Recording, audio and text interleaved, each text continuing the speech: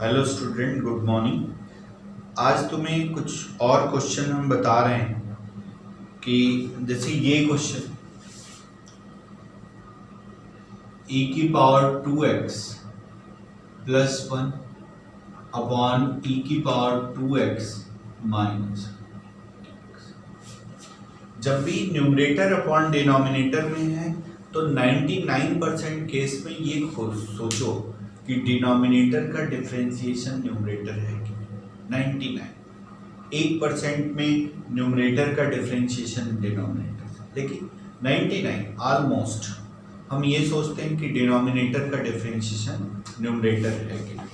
तो हम क्या करें, देखो इसको e की पावर x से डिवाइड कर दें। ऊपर देखना, e की पावर x से डिवाइड किया ये, और ये हो गया e की power minus x upon e की पावर x माइनस e की पावर माइनस एक्स dx। ये देखो e की पावर x, e की पावर x, e की पावर x, e की पावर x डिवाइड हो गया, ऐसा बना।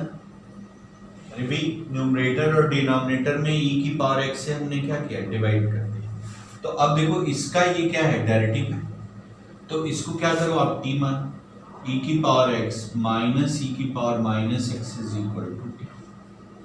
तो e की पावर x का डिफरेंशिएशन क्या होगा, e की पावर x, और e की पावर माइनस एक्स का क्या होगा, माइनस e की पावर माइनस एक्स होगा ना।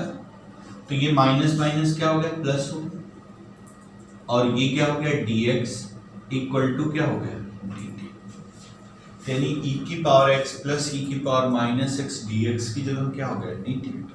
तो ये क्या हो गया, 1/t dt, और 1/t का इंटीग्रेशन क्या होगा, log of t। log t की वैल्यू कितनी है भाई, e की पावर x माइनस e की पावर माइनस एक्स प्लस। ये आंसर नहीं होगा, क्यों नहीं होगा, क्योंकि अपने पास जो क्वेश्चन है e की पावर 2x के फॉर्म, तो ये भी 2x के, तो इसको क्या लिख सकते हो, 1 अपॉन e की पावर x। तो एलसीएम ले लोगे तो e की पावर 2x हो जाएगा।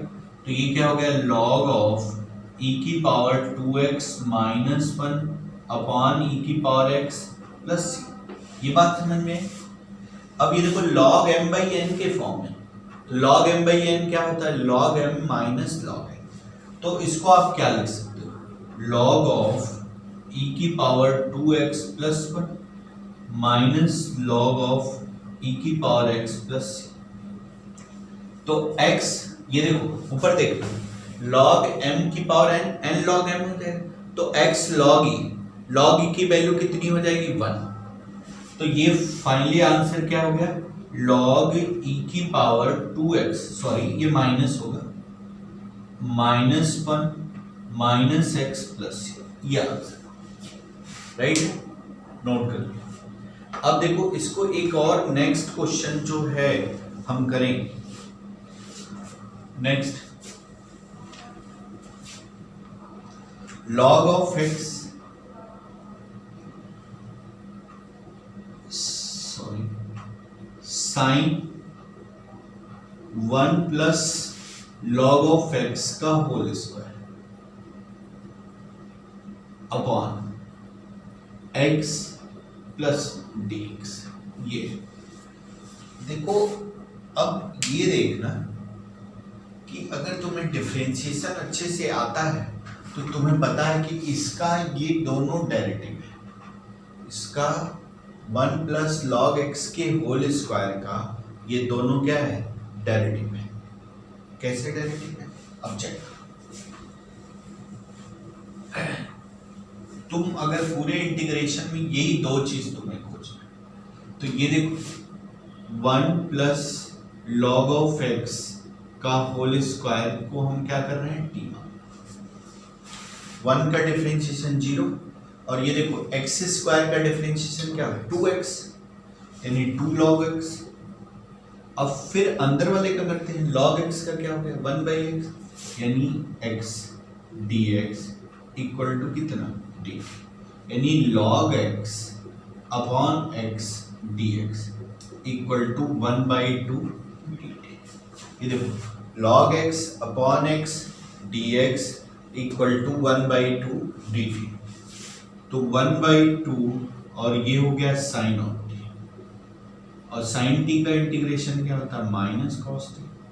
तो कॉस t टी की आप वैल्यू रख दो, टी की वैल्यू क्या रखें 1 प्लस लॉग ऑफ एक्स का होल स्क्वायर प्लस ये answer.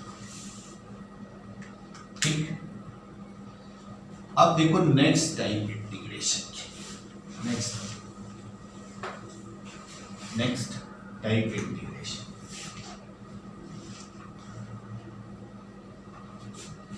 One upon a plus b sine x d x, one upon a plus b cos x d x, one upon a sine x plus b cos x d x, one upon a sine x plus b cos x plus c d x. आप देखना A B C क्या है, constant है, right है ना, A B C constant. इधर देखना, ये जो क्वेश्चन है ये 3 बार मेंस में पूछा गया, ये नहीं मतलब इसके नंबर बदल गए। और क्यों पूछा गया, इसका क्या रीजन है इसके पूछने का, कि इसके 5 आंसर्स आते हैं। कितने? 5 आंसर्स आते हैं।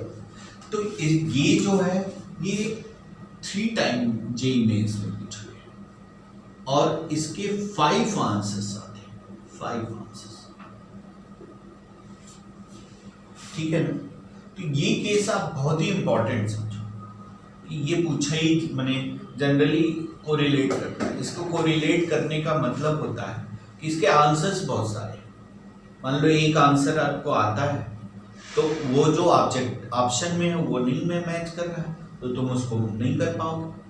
तो इसलिए ये केस आप इसको अलग से डिस्कस करेंगे। एक बार इस चारों केस के लिए कॉमन डिस्कशन करेंगे और एक बार हम क्या करेंगे, इसको अलग से डिस्कशन करेंगे। तो देखो हम इस चारों केस के लिए हम क्या करते हैं।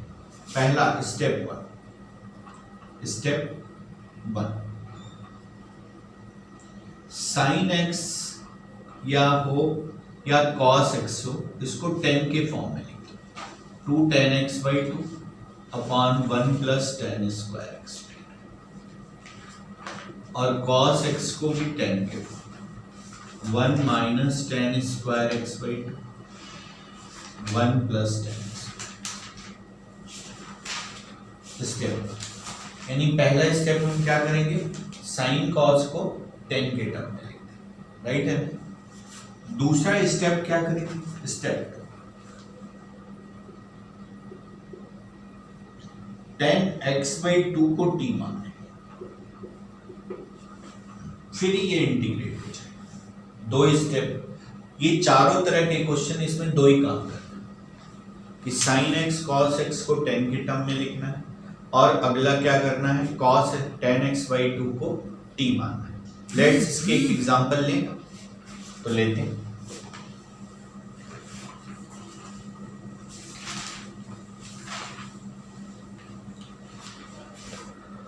क्वेश्चन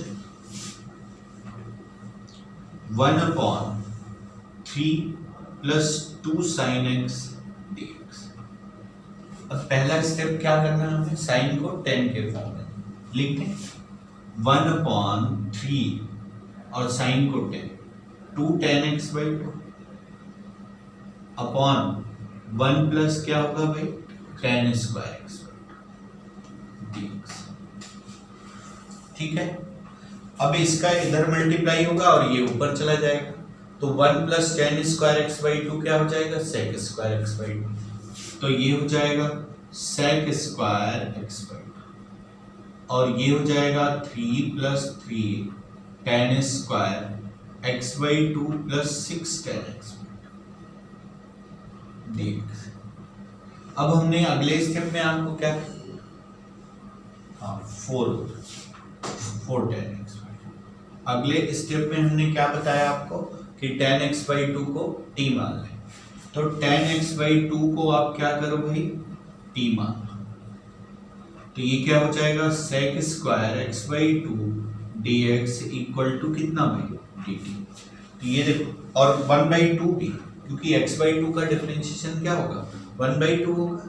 अरे भाई ये tan x का डिफरेंशिएशन sec स्क्वायर x होता है ना, तो tan x/2 का डिफरेंशिएशन क्या होगा sec स्क्वायर x/2, और x/2 को तुमने t मानोगे तब तो होगा, क्योंकि स्टैंडर्ड फॉर्म में किसका डिफरेंशिएशन जानते हो tan x। ऐसा थोड़ी ना कि tan 3x का भी sec square 3x, 3 sec square 3x, ठीक है ना। तो ये देखो sec square x/2 dx is equal to कितना 2 dt, तो ये देखो 2 और ये क्या हो गया dt अपॉन क्या हो गया भाई 3t square plus 4t plus 3। अब अगर आपको ध्यान होगा तो ये किस फॉर्म में ax square plus bx plus c के फॉर्म। तो क्या करते हैं make a perfect square, make a perfect square. तो हम परफेक्ट स्क्वायर बनाएं। परफेक्ट स्क्वायर बनाने के लिए आपको क्या करना पड़ेगा 3 पहला कॉमन लेना पड़ेगा। 3 जो है पहला क्या रहा, क्योंकि जब हम परफेक्ट स्क्वायर बनाते हैं तो एक्स स्क्वायर का कोफिशिएंट कितना होना चाहिए 1 होना चाहिए। तो पहला काम आप 3 कॉमन ले लो, तो ये देखो ये 2/3 हो गए, तो dt upon T square plus 4/3t। Perfect square कैसे बनाते हैं t के कोफिशिएंट का हाफ करो, तो 4/3 का हाफ करोगे तो कितना होगा 2/3, उसी का स्क्वायर ऐड कर दो और उसी का स्क्वायर सब्सट्रैक्ट कर दो। तो 4/9 हम ऐड कर दें और 4/9 भाई सब्सट्रैक्ट कर दें, और ये क्या हो गया +1। क्यों +1 हुआ, क्योंकि जब आपने 3 कॉमन लिया इसमें से तो यहाँ 3 कॉमन हो गया 1 बचा, ठीक है। ये तो 4/9 ऐड किया 4/9 सब्सट्रैक्ट किया, इससे कोई फर्क नहीं। अब ये जो है ये t प्लस 2/3 का होल स्क्वायर, तो ये हो गया 2/3 और ये क्या हो गया dt और ये क्या हो गया t प्लस 2/3 का होल स्क्वायर। 9 - 4 5, तो √5/3 का होल स्क्वायर। फॉर्मूले में आया a square plus x square, तो a square plus x square क्या होता है 1/a tan इनवर्स x/a, तो 2/3 1/a, तो 3/√5 tan इनवर्स x/a, तो t प्लस 2/3 अपॉन √5/3 प्लस ये कितना हो गया 3 से 3 कैंसिल 2/√5 tan इनवर्स, और ये क्या हो गया 3t प्लस 2 अपॉन √5 प्लस ये आंसर। अब t की वैल्यू रख दो, t की वैल्यू क्या है tan x/2, तो ये क्या हो गया 2/√5 tan इनवर्स क्या हो गया 3 tan x/2 plus 2 upon √5 plus ये आंसर।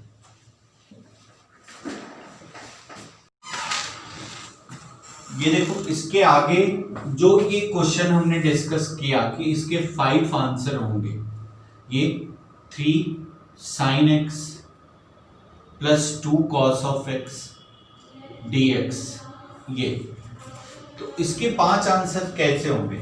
एक साइन और कॉस को आप जब 10 के टर्म में साइन और कॉस को 10 के टर्म में बदलोगे और फिर उसको सॉल्व करोगे तो उससे एक आंसर होंगे। दूसरा क्या करोगे कि तुम्हें पता है ये a sin x plus b cos x के फॉर्म में, तो हम क्या करते हैं साइन और कॉस के कोफिशिएंट के स्क्वायर के सम के रूट से न्यूमरेटर और डिनोमिनेटर में डिवाइड कर देते हैं। तो अब मान लो कि एक बार जब हम इसको पहले हम एक साइन कॉस को 10 के टर्म में लिख देंगे तो उससे एक आंसर आएगा। एक हम क्या करेंगे साइन और कॉस के कोफिशिएंट के साइन का कोफिशिएंट 3 उसका स्क्वायर, कॉस का कोफिशिएंट 2 उसका रूट, इससे डिवाइड और मल्टीप्लाई कर लो तो ये हो जाएगा 1/3/9 + 4 √30 sin x plus 2/√30 cos x dx। अब अब देखो, अब ये देख ली ये, अब देखो इसका एक तो आंसर ये होगा जब आप राइट एंगल बनाओगे, राइट एंगल बनाओगे और इसको लेट 3 ले लो, इसको 2 ले लो और उसको √30 अल्फा। तो ये देखो, इसको हम साइन ऑफ अल्फा लिख सकते हैं और इसको हम क्या लिख सकते हैं, कॉस ऑफ अल्फा लिख सकते हैं। तो ये क्या हो जाएगा, cos a cos b plus sine a sine b. तो कॉस ए माइनस बी का फॉर्मूला, तो cos 1/cos a minus b sec हो जाएगा। तो सेक के दो आंसर्स होते हैं, एक log 10x/2, एक log sec x plus 10x होता है। और एक क्या हो सकता है कि अगर आप इसको 2 मान लो और इसको 3 मान लो, इसको 3 मान लो, तो इसकी वैल्यू cos हो जाएगी और इसकी वैल्यू sin हो जाएगी। तो ये क्या हो जाएगा, sin a cos b plus cos a sin b।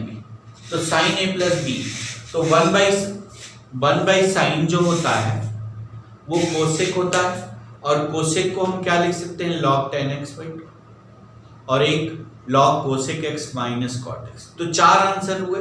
4 देखो कैसे हुए, एक बार इसको 3 इसको 2 लोगे तो ये cos a माइनस b हो जाएगा। तो cos a माइनस b यानी 1/cos a minus b sec हो जाएगा। तो sec के दो फॉर्मूले होते हैं, एक log sec x plus 10x, एक log 10x/2 प्लस π/4, ये दूसरे आंसर। और इसको अगर ऐसा लिखोगे तो ये देखो 3/13, इसको हम क्या लिख सकते हैं, cos लिख सकते हैं। तो ये हो जाएगा 1/sin of x cos alpha plus cos of x sin alpha dx। तो ये देखो sin a प्लस b यानी 1/sin x प्लस अल्फा। तो 1/sin क्या होता है, कोसेक। तो ये क्या हो गया, cosec x plus alpha dx, where alpha is equal to tan inverse 2/3। तो ये देखो कोसेक का एक तो फॉर्मूला ये हो गया log mod of cosec x plus alpha, cosec x plus alpha minus log 10x plus एक आंसर ये हुआ। दूसरा क्या होगा, log 10x/2, log 10x/2 यानी x plus alpha by 2 plus c, और where alpha is equal to tan inverse 2/3। ये तो दो आंसर इससे, और दो जब आप इसको इसमें बदलोगे cos में तो 2 से 4 हो गया, और एक sin और cos को 10 के टर्म में लिखोगे तब ये 5 आंसर। तो इस 5 आंसर्स की वजह से इसके काफी सारे क्वेश्चन आए। अब एक और पर्टिकुलर क्वेश्चन जिसमें हम यही यूज करते हैं, वो कब यूज करते हैं,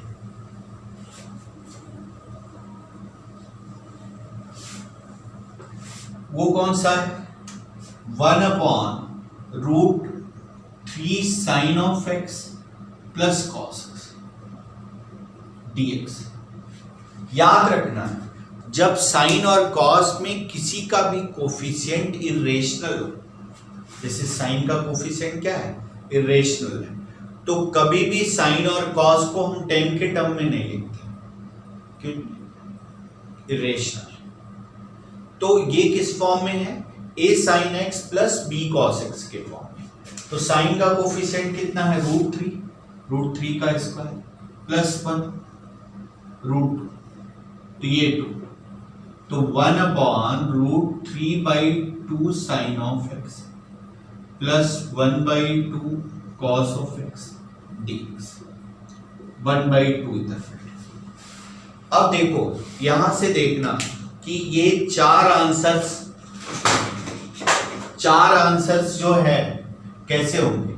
ये एक बार हम cos में इसकी वैल्यू लिख सकते हैं cos π/6 और इसकी लिख सकते हैं sin π/6, तो sin a प्लस b हो जाएगा। और एक हम क्या लिख सकते हैं, इसको sin π/3 और इसको cos π/3, तो cos a माइनस b हो जाएगा। तो जब sin a प्लस b होगा तो उससे दो आंसर्स, और जब ये कॉस होगा तो उससे 2 आंसर, तो 4 आंसर इसमें हो गए। एक साइन कॉस को 10 में कन्वर्ट करोगे तो 5 आंसर। तो इस बार हम इसको कॉस में लिख रहे हैं, तो ये देखो 1/2 और ये क्या हो गया 1/sin x और ये क्या हो गया sin π/3 plus cos x cos π/3 dx। तो ये देखो cos a cos b plus sin a sin b, तो cos a माइनस b, तो 1/cos a माइनस b क्या हो गया sec x माइनस π/3 dx।